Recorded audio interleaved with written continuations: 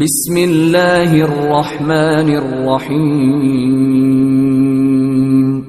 السلام تذکرہ فرمایا اور ولا تحاسدوا، ایک دوسرے سے حسد نہ کرو، ایک دوسرے کی نعمتیں دیکھ کر کے جلو مت۔ کوئی مالدار کو دیکھا جلن ہو گئی کہ اس کی مالداری ختم ہو جائے، کسی عالم کو دیکھا جلن ہو گئی اس کی عزت ختم ہو جائے، یہ ہے حسد۔ حسد اتنا بڑا مرض ہے کہ آقا نے دوسری روایت میں اس کی اہمیت کو بیان فرمایا، فرمایا ایاک والحسد فإن الحسد یأکل الحسنات کما تأکل النار الحطب۔ خبردار خبردار، کوئی مسلمان کسی مسلمان سے حسد نہ کرے۔ حسد کرنے سے نیکیاں اس طرح سے جل کے خاک ہوتی ہیں جس طرح سے آگ میں لکڑیاں جل کر کے راکھ ہو جاتی ہیں۔ تو ولا تحاسدوا ولا تباغضوا، ایک دوسرے سے بغض نہ رکھو، اپنے سینے کو پاک رکھو۔ نبی کریم صلی اللہ علیہ وسلم نے اپنے خادم خاص حضرت انس رضی اللہ عنہ فرمایا، اے انس، صبح اس حال میں کرو کسی مومن کی طرف سے تمہارے دل میں بغض نہ ہو، شام اس طرح سے کرو کسی مسلمان کی طرف سے تمہارے دل میں بغض نہ ہو۔ پھر آپ نے کیا فرمایا؟ یہ میری سنت ہے، یہ میری سنت ہے، اور اس پر جو عمل کرے گا وہ جنت میں میرے ساتھ ہوگا۔ کتنی بڑی فضیلت بات حضور نے فرمایا کہ جس کے دل میں بغض نہیں ہوگا وہ جنت میں نبی کے ساتھ ہوگا۔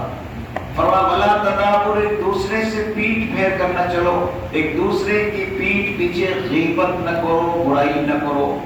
غیبت کرنا سخت ترین گناہ، ایک روایت میں حضور اکرم صلی اللہ علیہ وسلم نے ارشاد فرمایا الغیبت اشد من الزنا، غیبت کرنا زنا سے زیادہ گناہ ہے۔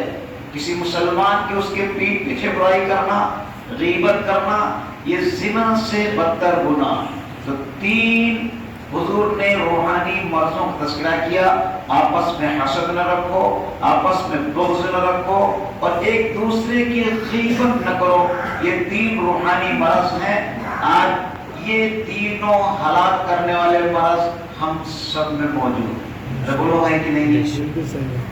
سارے مرض میرے بھائیوں، جس طرح سے کینسر ہو جائے اس کا علاج فرض ہے، ارے ہے نہیں علاج ضروری؟ اب علماء نے لکھا کہ ڈاکٹر میسر ہو، مرض موجود ہو اور علاج کرانے کے حالات بھی ہو، اس وقت میں علاج کرنا واجب ہے۔ تو اگر ظاہری مرض ہے اس کا علاج کرانا ضروری ہے، اسی طرح سے اگر باطنی مرض موجود ہے اس کا علاج کرنا بھی فرض ہے۔ ڈاکٹر موجود ہو، مرض بھی موجود ہو، علاج کرنے کی صلاحیت بھی ہو، تو یہ تو ظاہری باطنی علاج تو ہر حال میں فرض ہے، ڈاکٹر تلاش کر کے علاج کرنا فرض ہے۔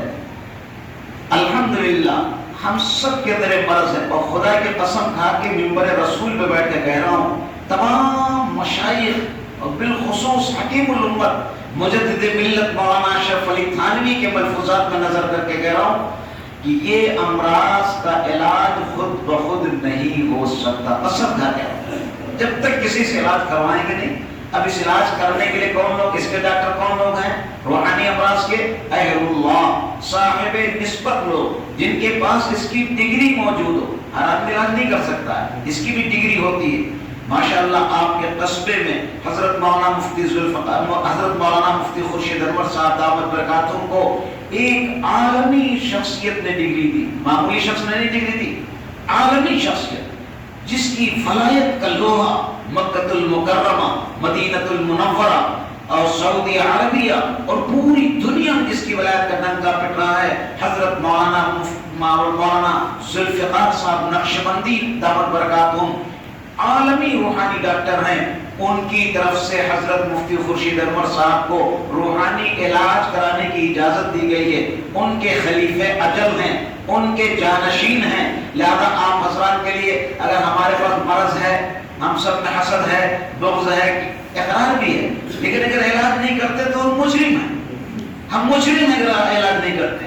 اس لیے میرے بھائیوں، ہم سب کو اپنا علاج کرانا چاہیے، اور آپ کے بیچ میں ڈاکٹر موجود ہے، آپ کے بیچ میں مفتی خورشید انور صاحب روحانی معالج موجود ہیں۔ ان کو بزرگوں نے کئی اور بزرگوں کے حضرت مدنی رحمۃ اللہ علیہ کے سلسلے کے بزرگ ہیں، ان کی طرف سے ان کو خلافت حاصل ہے، پیر ذوالفقار نقشبندی صاحب کی طرف سے ان کو خلافت حاصل ہے۔ اس لیے آپ ہر سبھی لوگ، ہم سب لوگ کم سے کم حضرت سے اپنا تعلق قائم کریں، اپنی اصلاح کی فکر کریں، اپنے امراض کو بتائیں، حضرت سے اصلاح کریں، حضرت سے اپنا مضبوط تعلق قائم کریں۔ اصلاحی ایک تعلق تو مدرسے کا ہے کہ آپ حضرت کے مدرسے کے معاون ہیں، ایک تعلق حضرت کی امامت کا ہے کہ آپ حضرت کے پیچھے نماز پڑھتے ہیں، ایک تعلق اصلاحی ہے کہ اپنے اندر کی مرضوں کی اصلاح کرائیں گے، اپنے باطن کی اصلاح کرائیں گے، اس کا نام اصلاحی تعلق۔ اسی کو دوسرے انداز میں کہا جاتا ہے بیعت ہو جانا، اسی کو دوسرے انداز میں کہا جاتا ہے مرید ہو جانا۔ چاہے مرید ہونا کہہ لیجئے، چاہے آپ اصلاحی تعلق قائم کرنا کہہ لیجئے، چاہے بیعت ہونا، حضرت سے تعلق قائم کیجئے، بیعت کا تعلق قائم کیجئے، اصلاح کا تعلق قائم کیجئے، تب انشاءاللہ ان سب مرضوں کا علاج ہوگا، پھر انشاءاللہ ہم ولی بنیں گے، جنت ہماری ہوگی۔ اللہ ہمیں آپ کو سب کو ان گزارشات پر عمل کی توفیق عطا فرمائے۔ سبحان اللہ بحمدہ، سبحان اللہ العظیم وبحمدہ، استغفر اللہ۔ اے اللہ اس